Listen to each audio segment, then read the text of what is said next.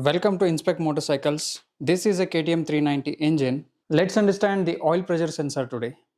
Oil pressure sensor or oil pressure switch in most of the motorcycles and cars is mounted onto the cylinder head at the last lubrication point.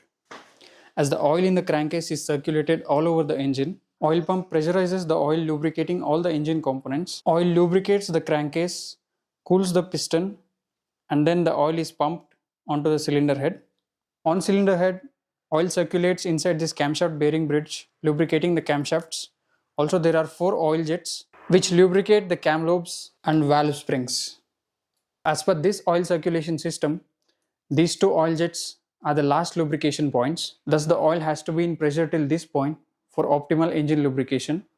And this oil pressure sensor or switch keeps the oil pressure in check by indicating low oil pressure on the instrument cluster if the pressure drops. Engine oil pressure for this engine is greater than or equal to 10 psi at 1500 rpm, greater than or equal to 35 psi at 5000 rpm, and there is a separate device with which engine oil check can be performed.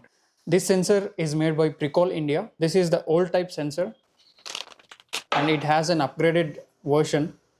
Upgraded version says PEIL, which means Precol Engineering India Limited, and this could be the batch number. There was an issue with old sensor where while removing this nut, this entire plastic unit used to rotate, whereas in the new versions, the plastic unit is completely molded onto the body of the sensor. Such problem is solved. This switch has a diaphragm inside with open and close type contact, and it is a normally open type contact where the pressure from engine oil creates the movement of diaphragm and activates the contacts of the switch. The pressurized engine oil travels into this hole, so the contacts are connected and switch is closed. This can be tested by a multimeter on continuity mode.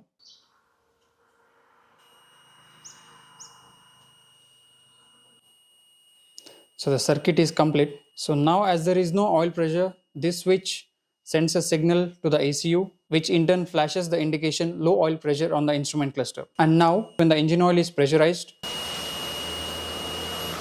and now it turns off your oil low pressure indication. Again, without pressure, it's back with an indication. And this is how the switch works. And in case if there is no continuity, that means the switch is at fault and it has to be replaced. When there is an indication of low oil pressure on the instrument cluster, it could possibly be low amount of engine oil, faulty engine oil sensor, blocked or clogged oil lines, or a faulty oil pump. See you in the next video and thanks for watching.